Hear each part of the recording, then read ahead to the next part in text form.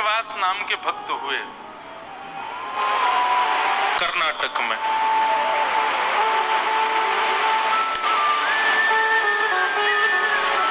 उनकी पत्नी का नाम लक्ष्मी था, लक्ष्मीबाई, और मूल रूप से भी वो लक्ष्मीपति ही थे। इतना धन था उनके पास, इतने धनवान, और वो खरबपति थे। लेकिन एक बात आपको कहें, बुरा नहीं मानिएगा, अगर कोई यहाँ बहुत बड़ा लक्ष्मीपति बैठा हो,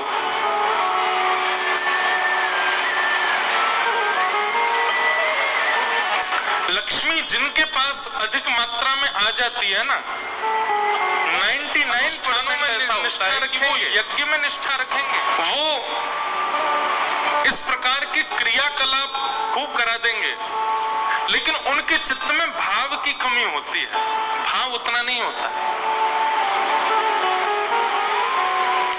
प्रेम लक्षणा भक्ति धनवान को नहीं मिलती, ये क्षमा करें।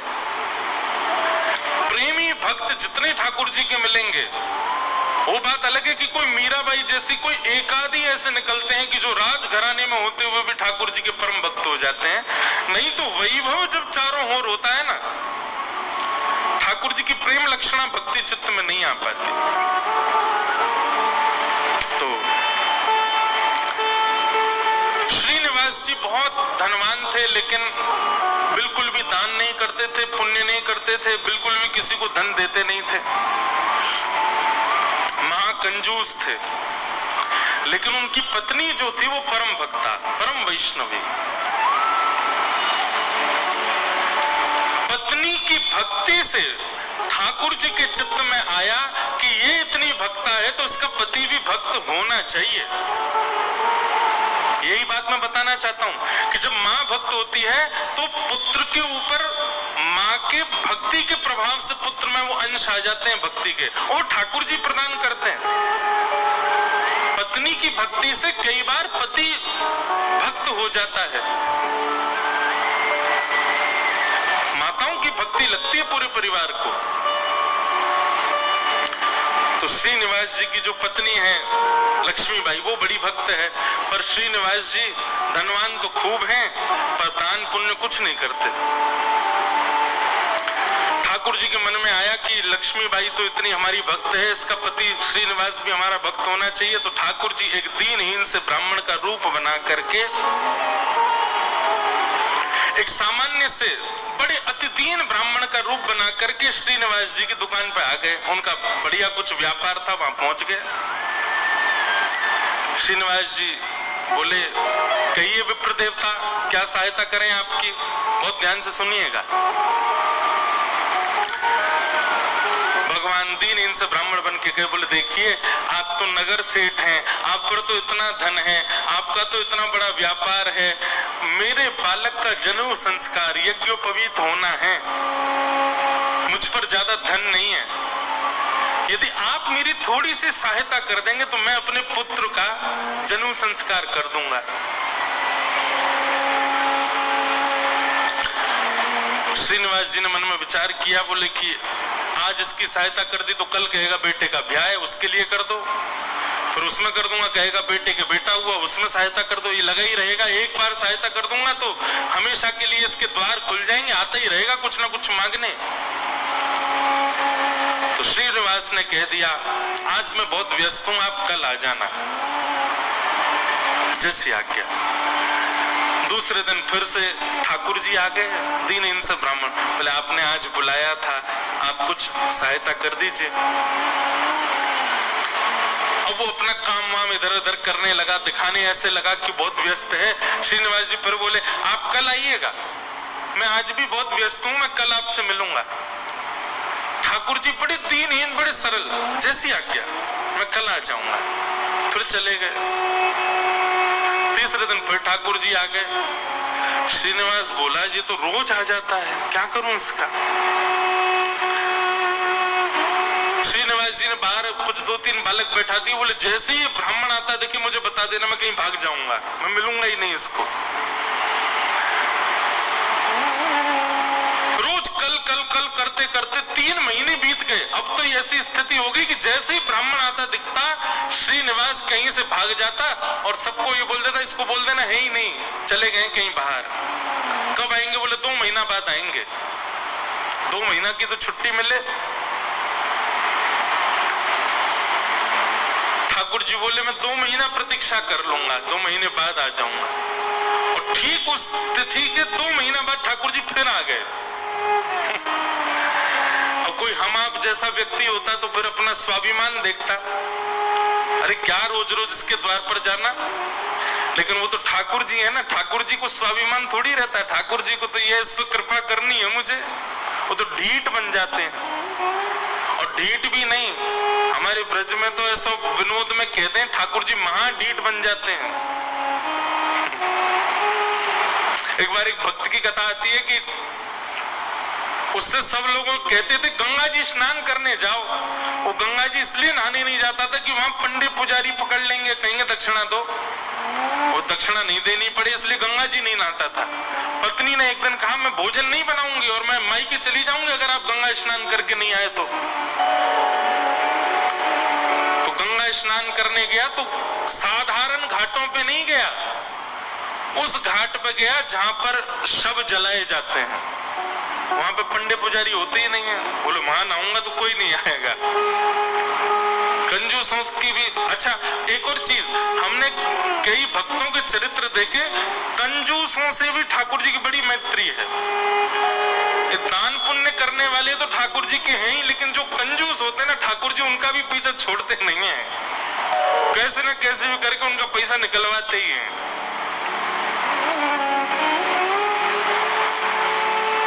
ये किसी अन्य भक्त की कथा है कि वो फिर मरघटा में गया, शमशान के घाट पर जाकर के जैसे ही डुबकी लगाई और डुबकी लगा के बाहर आया तो ब्राह्मण का वेश धारण करके ठाकुर जी आ गए। आइए आइए यजमान, जय हो, बड़े दिनान में देखो। बोले तुम यहाँ भी आ गए? बोले हम तो सब जगह रहते हैं। लाओ लाओ भैया, आज हमारी सुबह से किसी ने तिलक बिलक नहीं किया, लाओ चलो कुछ दक्षिणा दो।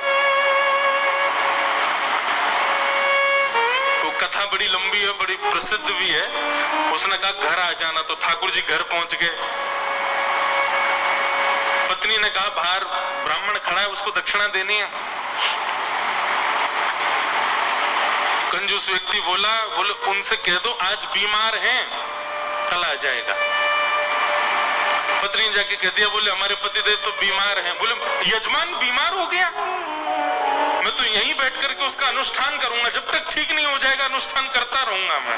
ठाकुर जी भारी जपमाला लेकर के बैठ गए। पत्नी ने अंदर जाके बताया, बोले वो तो बाहर अनुष्ठान कर रहे हैं, तुम ठीक हो जाओ तब जाएंगे।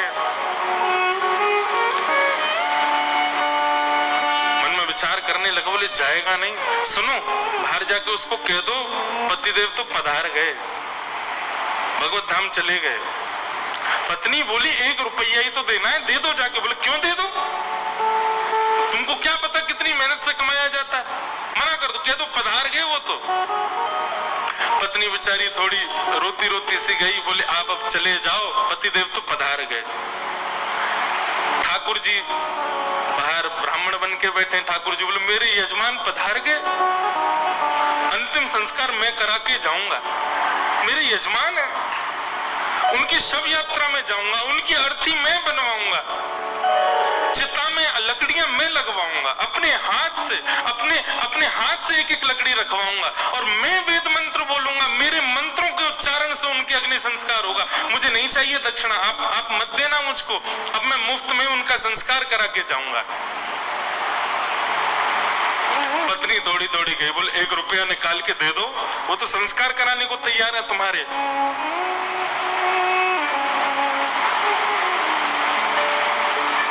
कंजूस बोला सुनो एक काम करो, अर्थी लगाओ तुम, और अर्थी बंधवा करके लेट गया। बोले चुपचाप बस ले चलो, थोड़ी दूर तक चलेगा फिर चला ही जाएगा, जब दिख जाएगा ना कि हाँ ये वास्तव में मर गया है तो कुछ नहीं मांगेगा।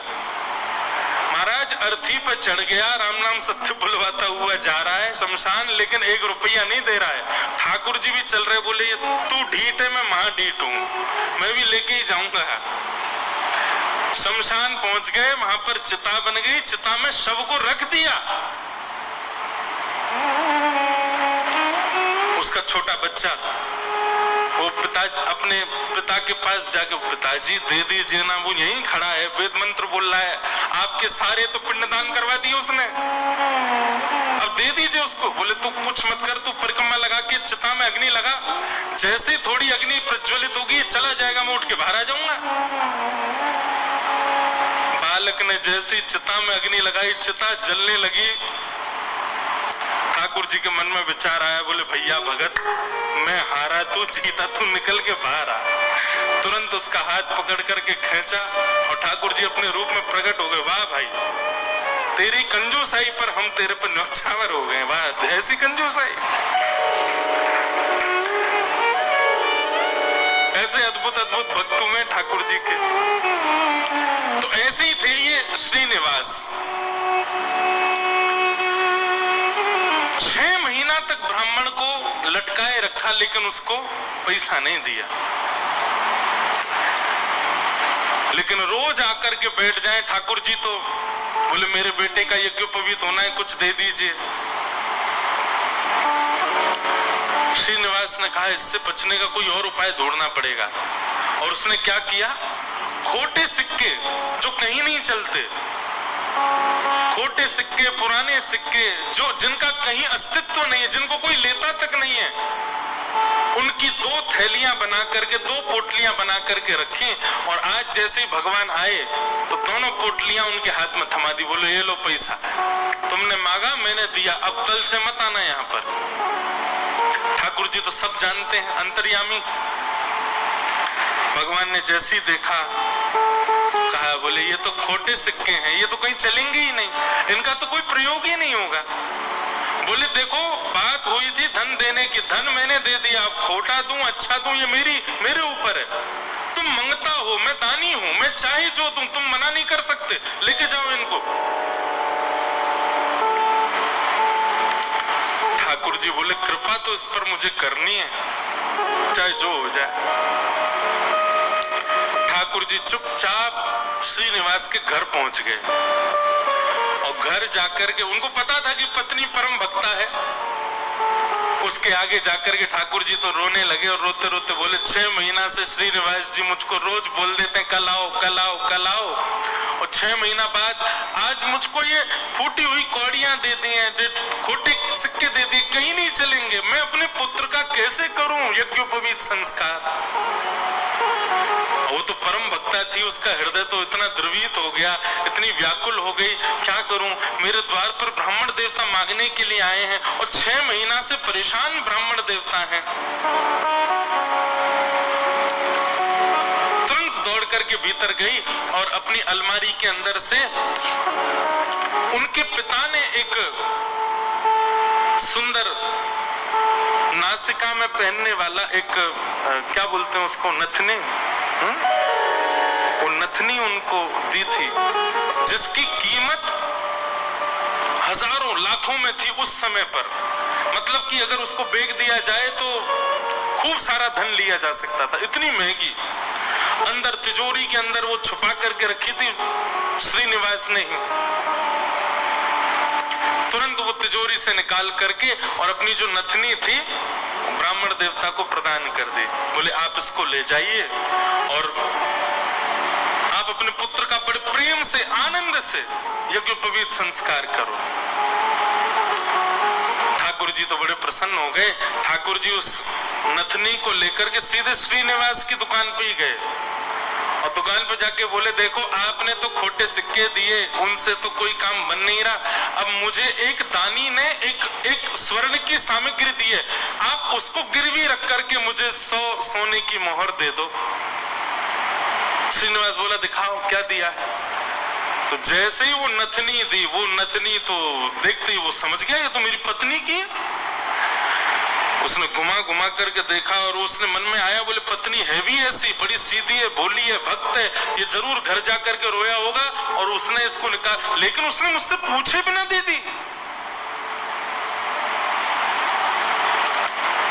श्रीनिवास ने कहा ठीक है मैं देता हूं, रुको। भीतर गए और अपनी दुकान की तिजोरी में ले जाकर के वो नथनी श्रीनिवास ने रख दी और बाहर आकर के कहा अभी मुझ पर मोहर नहीं है, आप कल आइए, कल 100 सोने की मोहर लेकर के जाइएगा मुझसे। भगवान बोले कल दे देंगे ना आप? बोले पक्का दूंगा, मैंने आपकी रख ली ना, नथनी अपने पास रख ली, सोने की मोहर कल दूंगा, अभी जाओ। ठाकुर जी तो वहां से चले गए। श्रीनिवास क्रोध में तिलमिलाता हुआ, आंखें लाल पड़ी, चेहरे का ताम्र वर्ण हो गया, घर पहुंचा अपने। घर में जाते ही चिल्लाने लगा, कहां हो, बाहर आओ निकल करके। पत्नी दौड़ी दौड़ी आई, क्या हुआ क्या हुआ? बोले सुनो, तुम्हारे पिता ने जो तुमको नथनी प्रदान की थी बड़ी बहुमूल्य, उसमें बहुत सारे रत्न लगे हैं, बहुत सुंदर एक हीरा लगा, जरा लेके तो आना, मुझे देखनी है वो। पत्नी घबराने लगी, बोले वो तो मैंने ब्राह्मण को दे दी और श्रीनिवास अपनी तिजोरी में रख करके आए थे।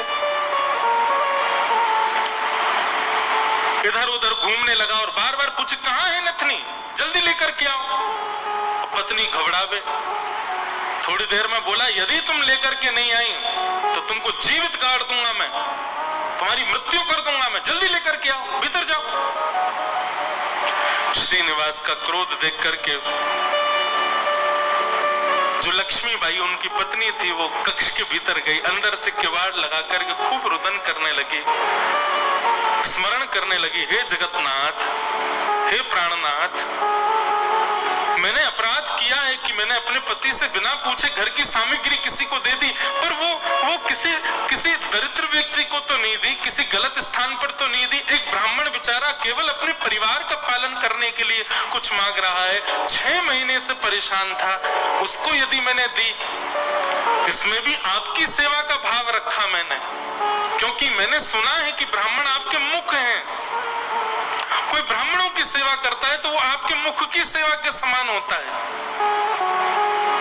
मुझसे अपराध तो हो गया है नाथ, लेकिन मैंने तो आपकी सेवा के लिए किया है।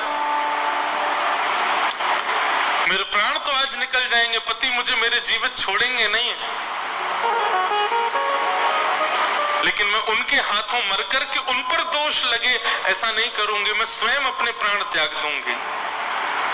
और उन्होंने तभी वहां कक्ष में कुछ ऐसी सामग्री थी, उससे विष लेकर के एक कटोरी में और पीना चाहा और अंत समय में बस एक भावना रखी, हे मेरे ठाकुर जी, केवल आप उस ब्राह्मण को सुरक्षित रखिएगा, उसके परिवार को सुरक्षित रखिएगा, कहीं ये लड़ते झगड़ते उसके ऊपर आक्षेप ना डाल दें, उसके ऊपर कोई कष्ट ना दे दें, उसके बालक का अच्छे से यज्ञोपवीत संस्कार हो जाए। मेरी बस यही प्रार्थना है। मैं प्राण इसलिए नहीं त्याग रही हूं कि मेरे साथ कुछ गलत हुआ, कुछ अन्याय हुआ, मैं प्राण इसलिए त्याग रही हूं नाथ कि कहीं मेरे पति के ऊपर कोई आक्षेप ना लगा दे, और आप नाथ कृपा करना, मेरे तो प्राण निकल जाएंगे पर मेरे जीवन की शेष भक्ति जो है वो मेरे पति के जीवन में आ जाए। ऐसा कहते ही जैसे ही विष मुख के पास लेकर के पान करने लगी लक्ष्मीबाई, तभी एक खनक जैसी हुई, एक आवाज जैसी आई, नेत्र खोल करके देखा तो जो नथनी थी उनकी वही ऊपर से गिरी है उस विष की भरी हुई कटोरी में। नेत्र खोल करके देखा तो ये तो वही नथनी है, ये तो मेरी नथनी है, ये यहाँ कैसे आ गई? ठाकुर जी को बार बार धन्यवाद कहने लगे।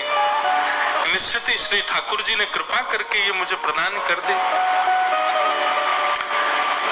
तुरंत उस पात्र को दूर रख करके नथनी हाथ में लेकर के, भगवान पर विश्वास तो उनका था ही, प्रसन्न मुद्रा में द्वार खोल करके बाहर आई और बाहर आकर के श्रीनिवास जी को दिखा दी, लीजिए ये लो नथनी। अब यहाँ श्रीनिवास का दिमाग घूम गया, बोले नथनी तो मैं अपनी तिजोरी में रख करके आया हूं, ये अंदर से कैसे निकाल के लिए आई? उसने नथनी पकड़ी, बोले ये तुम्हारी है ना? बोले हाँ मेरी है, देखिए ना वही हीरा है, वही रत्न है, वही स्वर्ण है। श्रीनिवास बोला हाँ है तो वही। वो कुछ नहीं, बात ही नहीं करी, नथनी लेकर के सीधा अपनी दुकान पर गया और दुकान पर जाकर के तिजोरी जो कि यथावत जैसे ताला आदि लगा के गया, जनेऊ में चाबी फंसा रखी थी, चाबी निकाल करके जैसे ही तिजोरी खोली और तिजोरी खोल करके भीतर देखा तो जिस तिजोरी में नथनी रखी थी वो वहां थी ही नहीं। श्रीनिवास तो व्याकुल हो गया, बोले ये कैसे संभव हो सकता है। वो तो घर गया, घर जाकर के पत्नी से कहने लगा, बोले मुझे सब सत्य बताओ, मुझे पता है कि ये नथनी अंदर नहीं थी, लेकिन मुझे सत्य जानना है कि ये अंदर आई कैसे। मैं तुम्हारे हाथ जोड़ता हूं, मुझे सत्य बताना। तब पत्नी ने सारा वृत्तांत बताया। बोले ब्राह्मण 6 महीने से आपकी दुकान के चक्कर लगा रहे थे, आपने उनको कुछ नहीं दिया, वही मेरे पास आए तो मुझे कुछ नहीं मिला तो मैंने वो नथ उनको प्रदान कर दी, बस मैंने उनको प्रदान की थी। अब आपको कैसे इसका पता चला ये नहीं। तो फिर आगे श्रीनिवास ने बताया, बोले ब्राह्मण मेरे पास आए और मेरे पास आके नथनी को उन्होंने गिरवी रखा, 100 सोने की मोहर मांगी थी, मैंने कल आने के लिए उनको कहा, मैंने तिजोरी में रखी, लेकिन तुम्हारे पास कैसे आई अंदर। पत्नी ने बताया, बोले जब आप बहुत क्रोध करने लगे तो भीतर जाकर के मैं विष पान करने की योजना बना रही थी और जैसे ही मैंने विष अपने मुख से लगाया तभी खनक करके आवाज आई और जिस पात्र में विष था उसमें नथनी अपने आप आकर के गिर पड़ी। ये बात सुनते ही श्रीनिवास रुदन करने लगे, रोने लगे और रुदन करते करते उनको वो बार बार ब्राह्मण की छवि दिखाई देने लगी और बार बार उसकी छवि में ठाकुर जी का रूप दिखने लगा। वो स्मृति आने लगी कि जब मैं कह देता था कल आ जाना तो बेचारे ऐसे हाथ जोड़ करके, ठीक है बाबूजी मैं कल आ जाऊंगा, पर कल आप दे देंगे ना मेरे पुत्र का यज्ञोपवीत होना है। ये सारी स्मृति श्रीनिवास के चित्त में उठने लगी और ये विश्वास प्रगाढ़ हो गया कि ये सामान्य ब्राह्मण नहीं थे, साक्षात ठाकुर जी थे और ये ठाकुर जी अनुग्रह करके मुझसे दान कराने के लिए आ रहे थे। अरे दान क्या कराने आ रहे थे, मेरे आगे हाथ जोड़ करके मांगने के लिए आ रहे थे। मैं जप नहीं करता, तप नहीं करता, संध्या नहीं करता, साधना नहीं करता और मेरे द्वार पर ठाकुर जी आकर के ऐसे खड़े हो जाते थे भिक्षुक के भांति कि कुछ दे दो। मैंने ठाकुर जी को भिक्षुक बनाया, मैंने ठाकुर जी को प्रतीक्षा करवाई, मैंने ठाकुर जी को टालता रहा।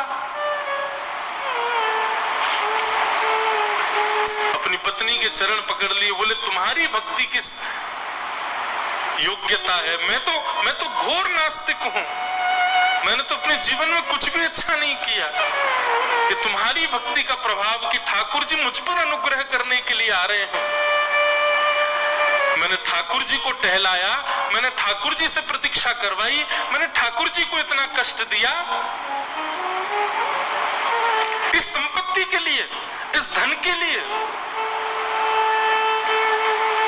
तुरंत हाथ में जल लेकर के, अक्षत लेकर के, दक्षिणा रख करके अपनी पत्नी से कहा तुम भी हाथ रखो और दोनों ने हाथ में हाथ रख करके अपनी संपूर्ण संपत्ति, जितनी संपत्ति है, दुकान, मकान, बगान, जो कुछ भी था उनके पास में, सबको संकल्पित करके कृष्णार्पणमस्तु, हम सब ठाकुर जी को अर्पित करते हैं। इस संपत्ति के चक्कर में मैंने ठाकुर जी से प्रतीक्षा करवाई, इस संपत्ति के आगे मैंने ठाकुर जी को इतना कष्ट दिया। और उसी दिन से ही श्रीनिवास की स्थिति ऐसी हो गई कि अपना जितना धन था धीरे धीरे धीरे धीरे करके ब्राह्मणों में, संतों में, वैष्णवों में, अयोग्यों में, गरीब कन्याओं के विवाह में, गरीब बालकों की पढ़ाई में करते करते करते करते एक तो होता है कि इतना खर्च करें कि हमारा घर भी चले, पर नहीं, श्रीनिवास की तो ऐसी स्थिति हो गई कि अब वो कुछ रखते ही नहीं है अपने पास। अपनी दुकान भी बेच दी, अपनी सारी संपत्ति बेच दी, एक दिन अपना घर भी बेच दिया। परिवार के लोग धीरे धीरे कोसते कोसते दूर होने लगे। अरे क्या बुद्धि हो गई तुम्हारी, सब बिक दिया। सबको ठाकुर जी की सेवा और ठाकुर जी के जनों की सेवा में लगा दिया, एक फूटी कौड़ी भी अपने पास नहीं रखी। बोले कि नहीं, इसकी वजह से मैंने ठाकुर जी को श्रमित कराया, मैं इसको कैसे रख सकता हूं। और सब छोड़ करके, सब त्याग करके पत्नी ने कहा अब हमारे पास कुछ भी नहीं है, रहने के लिए घर भी नहीं है, भोजन करने के लिए अन्न भी नहीं है, पहनने के लिए वस्त्र भी नहीं है, अब हम क्या करें। बोले अब पकड़ो मेरा हाथ। अब हमने सब छोड़ दिया, क्योंकि अब तक सबको अपना माना था, पर अब हमारे नाथ, हमारे स्वामी श्री पंडरीनाथ हैं, श्री विठ्ठल भगवान हैं। चलो उन्हीं की शरण में, चलो उन्हीं के नगर में, वही खिलाएंगे, वही रिलाएंगे, वही सब करेंगे हमारी व्यवस्था। और श्रीनिवास अपनी पत्नी के साथ पंढरपुर आ गए हमेशा के लिए। यहाँ आकर के उन्होंने दिव्य एक संत थे, उनसे गुरु दीक्षा ली। और गुरु दीक्षा लेने के बाद केवल एक ही उनका काम, दिन में जाना और जाकर के श्री पंडरीनाथ भगवान का दर्शन करना और पूरे दिन यहाँ के वैष्णवों का दर्शन, उनकी सेवा करना, यही उनका काम। दीक्षा के बाद गुरुदेव ने उनको दूसरा नाम प्रदान कर दिया। दीक्षा में एक नाम दिया जाता है, और अब तक उनका नाम श्रीनिवास था, अब उनका नाम पुरंदर दास हो गया।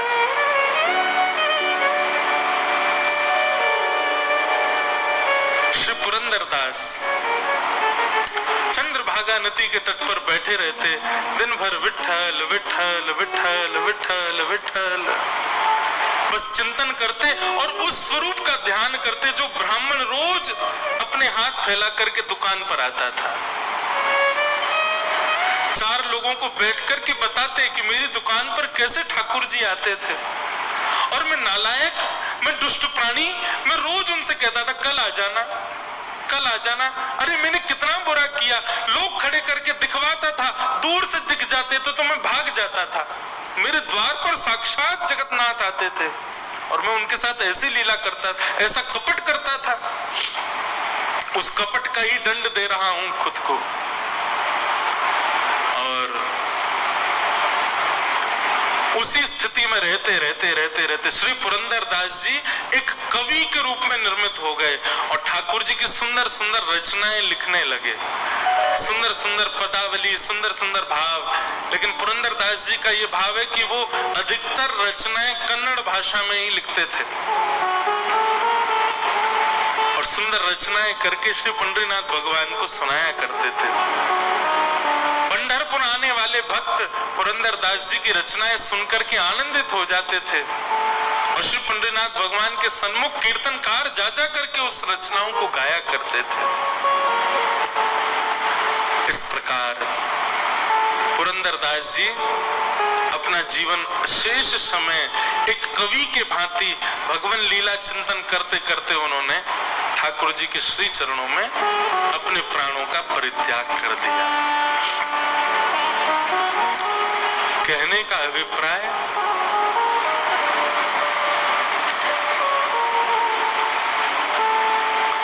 ये देखा जाता है अधिकतर कि घर में यदि माताएं बहनें भक्त स्वरूपा हैं, उनके चित्त में यदि भक्ति है तो उनकी भक्ति का प्रभाव पति पर, पुत्र पर, पिता पर और घर के जो सदस्य हैं उन पर पड़ता है और उन्हीं के भक्ति के प्रभाव से सब सुखी होते हैं।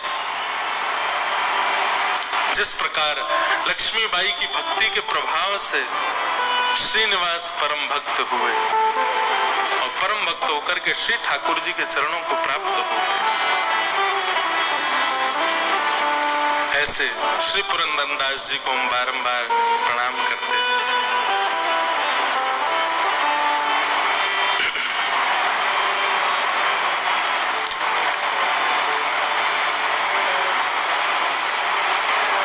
अच्छा हूँ या बुरा हूँ, जैसा भी हूँ तुम्हारा, अच्छा हूँ या जैसा भी हूँ तुम्हारा। श्री ठाकुर जी से एक प्रार्थना, अवगुण हम सबके अंदर हैं। किसी में क्रोध है, किसी में काम है, किसी में लोभ है, किसी में ईर्ष्या है।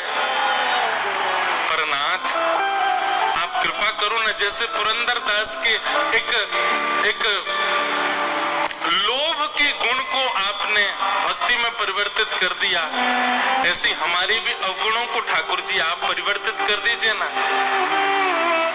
हम ये बात तो समझ चुके हैं कि हम जैसे भी हैं ठाकुर जी आप हमको स्वीकार करते हो। श्रीनिवास महाकंजूस थे, लेकिन आपने फिर भी उनको स्वीकार किया ना। ऐसे हम में भी बड़े अवगुण है नाथ, पर आप स्वीकार कर सकते हो, आप हमें स्वीकार करो ना। अच्छा हूं या बुरा हूं, जैसा भी हूं तुम्हारा। अच्छा हूं या बुरा, जैसा भी हूं तुम्हारा। अच्छा हूं या बुरा हूं, जैसा भी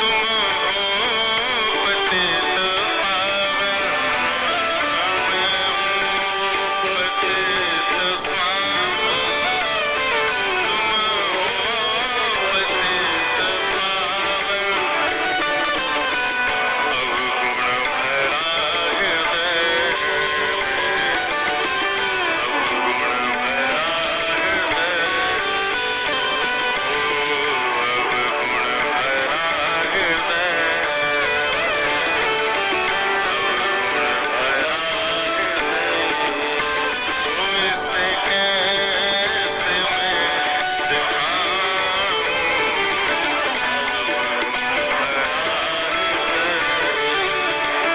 इसे कैसे मैं दिखाऊं, हे प्रभु मुझे बता दो, चरणों में कैसे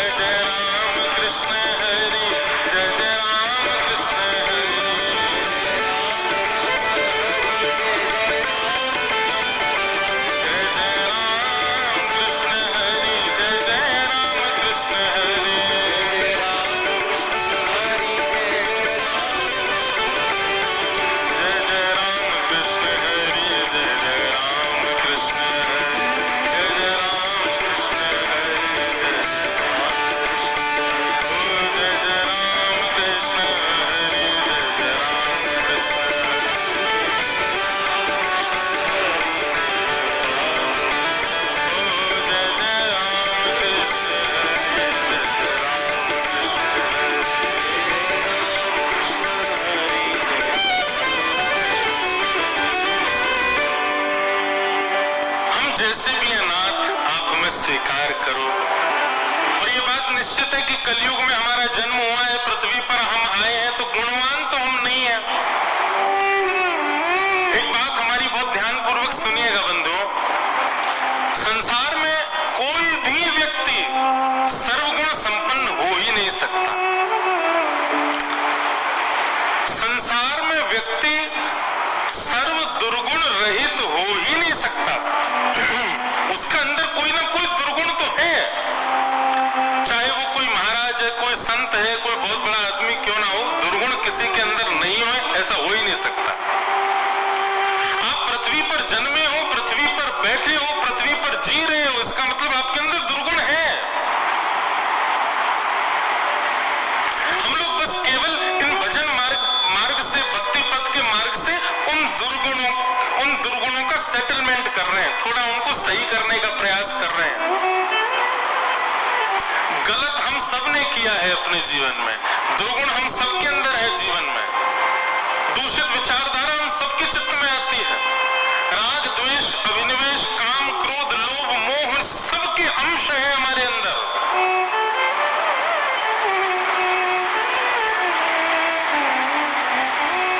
जैसे एक बार एक डॉक्टर बता रहे थे, जितनी भी बीमारियां होती संसार में सबके सेल्स होते हैं हमारे अंदर, बस दूषित संपर्क में आने से या दूषित खान पान करने से या किसी भी चीज की बढ़ोतरी या कम होने से वो सेल हमारे जो है वो डिस्ट्रॉय हो जाते हैं, वही बीमारी हमको हो जाती है। ठीक वैसे ही सारे अवगुण हैं हमारे अंदर, काम क्रोध लोभ मोह ईर्ष्या द्वेष अभिनिवेश अहंता ममता चिंता सब कुछ है हमारे अंदर। चोरी चकारी हम सब कर सकते हैं, खान पान दूषित खाना दूषित पीना इन सब की स्थिति हमारे अंदर है।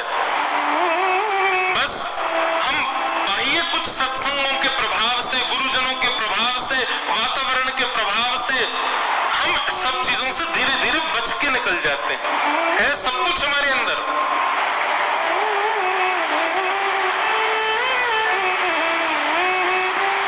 कहता हूं कथा में कि अगर एक दिन के लिए अनाउंसमेंट हो जाए, भारत के सारे ज्योतिषी मिलकर के अनाउंसमेंट करवा दें कि आगामी 16 अगस्त को ऐसे नक्षत्र आने वाले हैं कि दुनिया का व्यक्ति कुछ भी कर ले उसको पाप नहीं लगेगा, तो क्या होगा?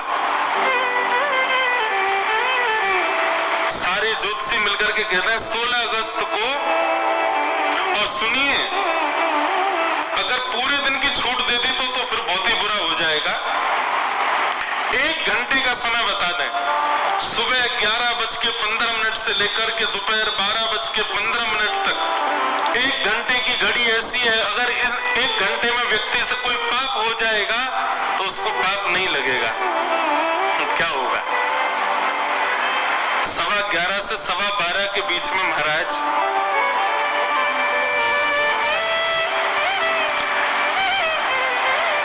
कथा आदि सुनने वाला, अपने आप को बड़ा संभाल के रखने वाला, अपने आप को बड़ा व्यवस्थित रखने वाला भी सोच लेगा 1 घंटे का ही तो समय, कुछ कर ही लेते हैं, पाप तो लगना नहीं है इसमें।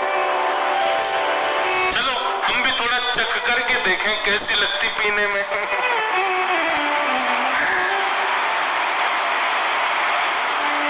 सब कुछ है हमारे अंदर, बस किसी के संपर्क में आने से, कुछ विचारधाराओं से, कुछ स्थिति से, कुछ सिचुएशन से वो सेल जो है हमारे अंदर वो एक्टिवेट हो जाता है सब कुछ हमारे अंदर। तो नाथ, मैं हूं पतित स्वामी, तुम हो पतित पावन, अवगुण भरा हृदय में इस कैसे मैं दिखाऊं, हे प्रभु मुझे बता दो, चरणों में कैसे आऊं, हे प्रभु मुझे बता। तो हम चर्चा कर रहे थे कि माताएं बहनों का जो पुण्य होता है ना, यही लगता है पूरे परिवार को, भाई लोगों का पुण्य नहीं लगता, उनका तो खत्म हो जाता है। जैसे ही आप यज्ञ करके उठते हैं, आपके यज्ञ का फल जो भी आपको मिला वो आपके ऋण में खत्म हो गया, कुछ बचा नहीं है आपके पास। जैसे सैलरी आई, सैलरी आती गाड़ी की जो चल रही है महीने की किस्त उसमें कट गया, घर की मॉर्गेज में चला गया, आधी बची हुई सैलरी में कुछ नहीं, 0/0। ऐसा है हमारा काम। तो हम जब तक नियम कुछ भी करते हैं सब कट जाता है, हमारा कुछ बचता ही नहीं हमारे पास। माताओं बहनों के पास सब सुरक्षित रहता है, वो प्रसन्न होकर के। अच्छा, माताओं का स्वभाव भी ऐसा ही होता है, वो कुछ भी करती हैं, मेरे पुत्र का सब अच्छा हो जाए, पति देव सब मंगल करें, पिताजी का सब रोग दूर हो जाए। उनका स्वभाव भी ऐसा होता है, उनके पास क्योंकि है बहुत, इसलिए वैदिक पूजन आदि ये सब भी ज्यादातर माता ही करती है, और उन्हीं के प्रभाव से ही घर चल रहा है। तो आत्मदेव जी ने जाकर के अपनी पत्नी को फल दे दिया, 1 वर्ष का नियम बताया, लेकिन पत्नी धुंधुली, उसने बात मानी नहीं, फल 5 गैया को खिला दिया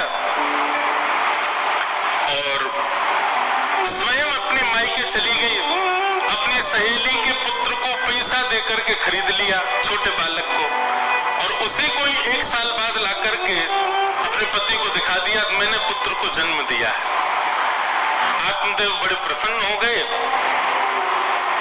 बालक का नामकरण हुआ। धुंधुली ने कहा मेरा नाम धुंधुली, बेटे का नाम धुंधुकारी।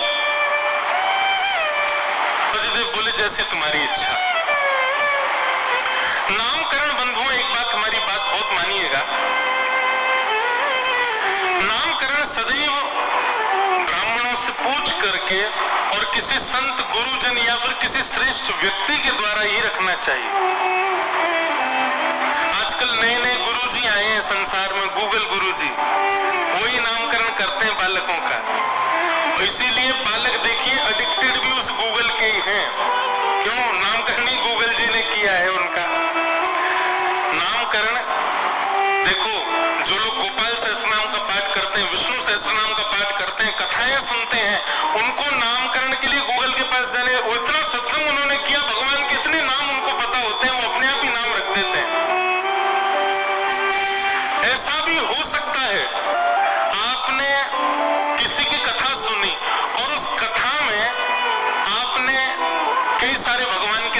सुने थे, और जब बालक घर में जन्म लिया तो आपने कथा का चिंतन करके कि मैंने कथा में एक नाम सुना था भगवान का और वो नाम रख दिया, तो यह भी उचित है। कथा में भगवान नाम सुना हुआ यदि बालकों का रखे तो उससे भी कल्याण होता है।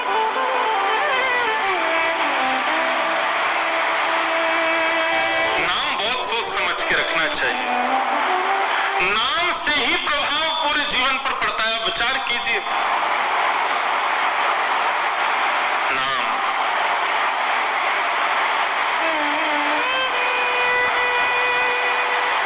आपकी सब जगह पहचान उसी से है। संसार में ही नहीं, तीनों भुवनों में, तीनों लोकों में आपकी पहचान आपके नाम से है।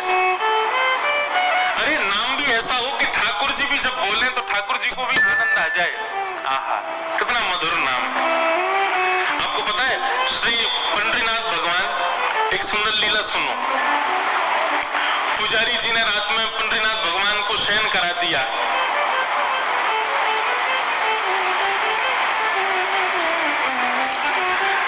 शयन कराने के बाद पुजारी जी जैसे ही गए और जैसे ही शयन मुद्रा में पुजारी जी गए तो उनको स्वप्न में एक दृश्य दिखाई दिया। और वो दृश्य क्या दिखाई दिया? एक क्षण के लिए कि ठाकुर जी सोए नहीं है, उठ के बैठ गए और रुक्मणी जी करताल बजा रही हैं और ठाकुर जी नाच रहे हैं। ये दृश्य देखते ही उनकी आंख खुल गए। आंख खुल करके उनको लगा कहीं ऐसा तो नहीं कि मैंने सेज वेज अच्छे से नहीं लगाई हो, ठाकुर जी सोए नहीं हो इसलिए मुझे संकेत दे रहे हो कि मैं सोया नहीं हूं, मुझे आके सुला जा। पुजारी जी दौड़े दौड़े मंदिर में गए और जैसे पंडरीनाथ भगवान के मुख्य गर्भगृह में पर्दा हटा करके देखा तो प्रत्यक्ष रूप से क्या दिखाई दिया? श्री रुक्मणी जी करताल बजा रही हैं वास्तव में, और श्री ठाकुर जी अपने हाथ दोनों भुजाएं जो कमर पर रहती हैं उनमें करताल लेकर के और श्री ज्ञानोबा तुकाराम, ज्ञानोबा तुकाराम, ज्ञानदेव तुकाराम, ज्ञानोबा तुकाराम नृत्य कर रहे हैं। पूरा विश्व विठ्ठल विठ्ठल गा करके नृत्य करता है और श्री ठाकुर जी अपने भक्त का चिंतन करके नृत्य करते हैं। ज्ञानोबा तुकाराम, ज्ञानदेव तुकाराम। इसीलिए हमारे यहाँ के ऊपर लिखा है ना, कुंडली कवरद हरि विठ्ठल श्री ज्ञानदेव तुकाराम, श्री पंडरीनाथ भगवान की। ठाकुर जी को भक्त नामावली बड़ी प्रिय है, अपने भक्तों का नाम बहुत प्रिय है। इतना आनंद ठाकुर जी को आता है तो नाम भी ऐसा हो बालकों का कि ठाकुर जी को भी लेने में सुख आवे। क्योंकि भक्त जब भक्त बन जाता है तो ठाकुर जी उसके नाम के संकीर्तन करते हैं।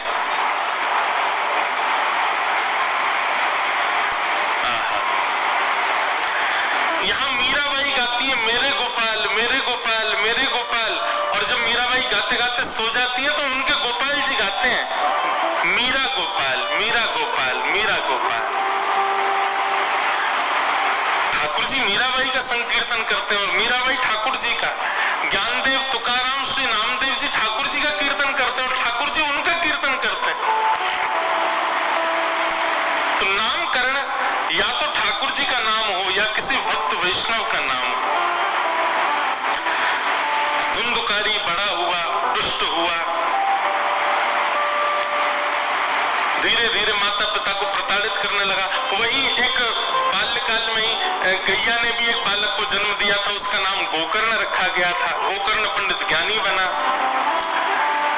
धुंधकारी की प्रताड़ना से पीड़ित होकर के मां ने तो अपने प्राण त्याग दिए और श्री आत्मदेव जी घर छोड़ करके चले गए। आत्मदेव जी जैसे ही वन में गए, वन में गोकर्ण जी महाराज ने उनको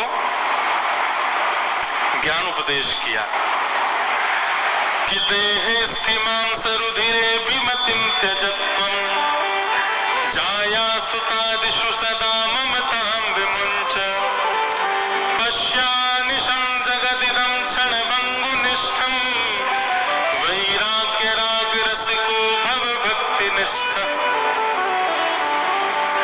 देहे स्थिमां सरुधिरे अभिमतिं त्यजत्वं। पिताजी,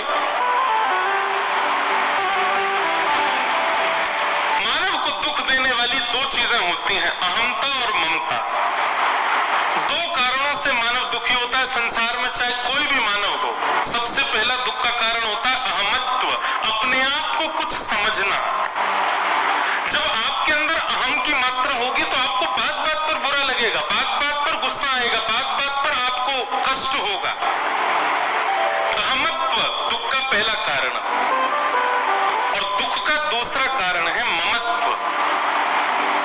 मेरा बेटा, मेरी बेटी, मेरा मकान, मेरी दुकान, मेरा भाई, मेरा मित्र, मेरा सखा, मेरा बंधु, मैं और मेरा, ये दो ही दुख के कारण हैं। यदि मैं पना भी चला जाए और मेरा पना भी चला जाए, वो उस व्यक्ति को दुनिया में कोई दुखी नहीं कर सकता। बहुत ध्यान से सुनिएगा, आपके अंदर ये दोनों स्थिति नहीं है, मैं और मेरा। मैं भी कुछ नहीं हूं और मेरा भी कुछ नहीं है। बताओ फिर दुखी कैसे होगे? बताओ।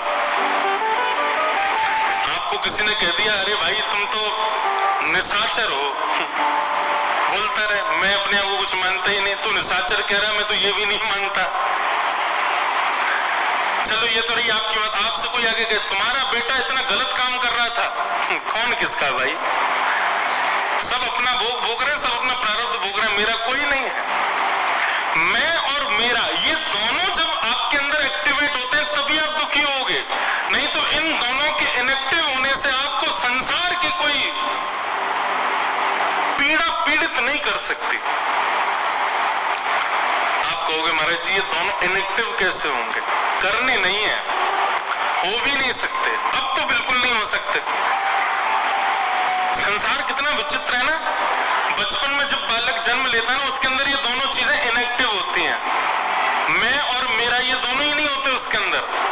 बालक को जन्म लेते ही कोई कह दे, अरे राम ये कैसा काला, कितना रोता है, कैसा है, कैसे नक्षत्रों में हुआ है, बालक को कोई फर्क पड़ेगा? उसके अंदर मैं है ही नहीं।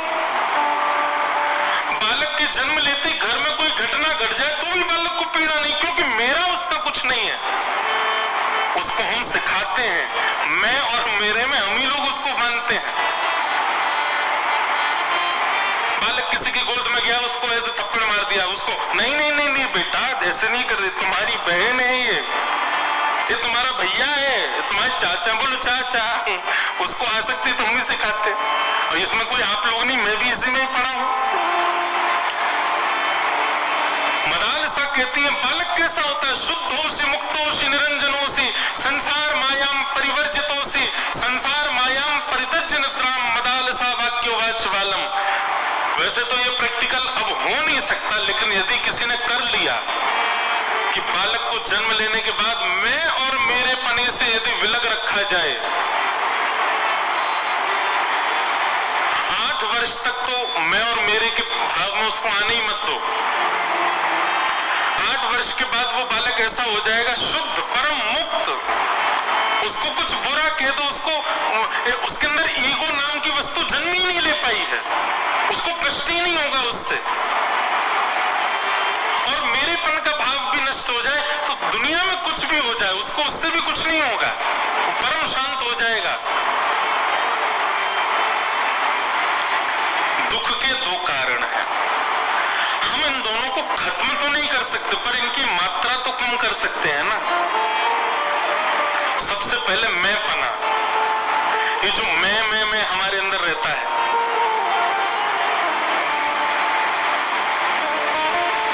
इसको निकालो।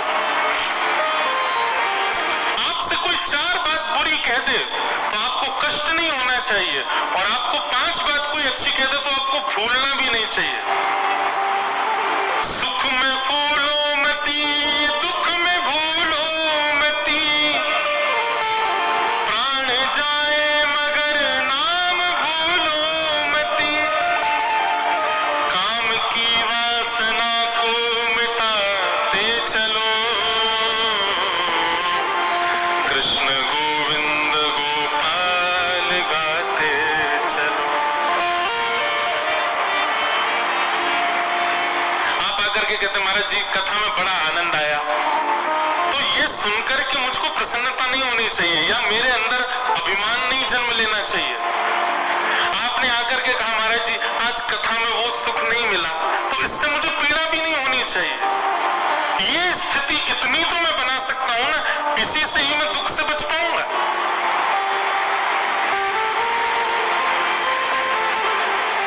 मैं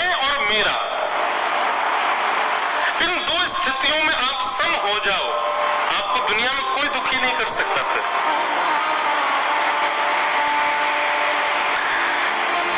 पिताजी,